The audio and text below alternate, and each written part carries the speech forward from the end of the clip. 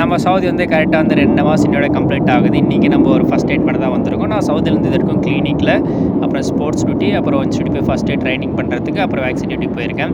நீங்கள் வந்து சவுதி இப்போ தான் வர போகிறீங்க, இல்லை ஃப்ரெண்ட்ஸ் யாராவது வர போகிறாங்க அப்படின்னா உங்களுக்கு வந்து இந்த வீடியோ வந்து மறக்காத ஷேர் பண்ணுங்கள். நீங்கள் வந்து ஜிஎன்எம் ஆகட்டும், இல்லை பிஎஸ்சி நர்சிங் ஆகட்டும், உங்கள் சவுதிலேருந்து நர்சஸ் வந்து பேசிக் சேலரி எவ்வளோ கொடுக்குறாங்கன்னா 4200 ரியால் கொடுக்குறாங்க.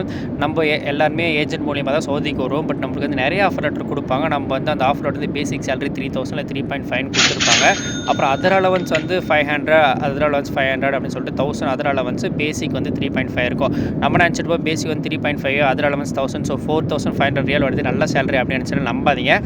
நம்ம ஏஜென்ட்லாம் நம்மளை எப்படின்னா சவுதிக்கு அனுப்பணும் மட்டும்தான் பார்ப்பாங்க. ஸோ நீங்கள் வந்து ஆஃபர் லெட்டர் சைன் பண்ணுறதுக்கு முன்னாடி அதில் பேசிக் சேலரி வந்து மினிமம் 4 அபோவ் இருந்தால் மட்டும் சைன் பண்ணிவிட்டு வாங்க.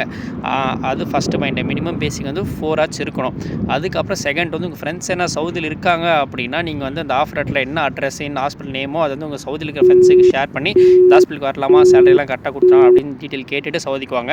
ஏன் அப்படி சொல்கிறேன்னா, சவுதியில் வந்து நம்மளால் இந்த இடம் பிடிக்கல, நீங்கள் வந்துட்டீங்க, இந்த இடம் ஒர்க் பண்ணுற இடம் பிடிக்கல, நான் இந்தியாவுக்கு போகணும் அப்படின்னா நீங்கள் ஃப்ளைட் டிக்கெட் புக் பண்ணிடலாம். பட் நம்ம ஏர்போர்ட் போனதுக்கப்புறம் இமிக்ரேஷனில் எக்ஸிட் விசா கேட்பாங்க. நீங்கள் எந்த கம்பெனி ஒர்க் பண்ணியிருந்தீங்களோ அந்த கம்பெனி வந்து உங்களுக்கு வந்து எக்ஸிட் விசா கொடுக்கணும். அது கொடுத்தா மட்டும் தான் நம்ம சவுதி விட்டு வெளியே போக முடியும், இல்லைனா போகவே முடியாது. வேறு எந்த கண்ட்ரி போனாலும் பிரச்சனை இல்லை. சிங்கப்பூர், துபாய் எங்கே போனாலும் நம்மளுக்கு ஒர்க் பண்ணுற இடம் பிடிக்கலாம், நம்ம ஃப்ளைட் டிக்கெட் புக் பண்ணிட்டு ஸ்ட்ரெயிட்டாக வந்துடலாம். பட் சவுதிக்கு வந்தால் அப்படி வர முடியாது. ஸோ இந்த டீட்டெயிலாம் பார்த்துட்டு அப்புறமா சவுதியாங்க. நம்ம நெக்ஸ்ட் வீடியோவில் பார்க்கலாம். பாய்.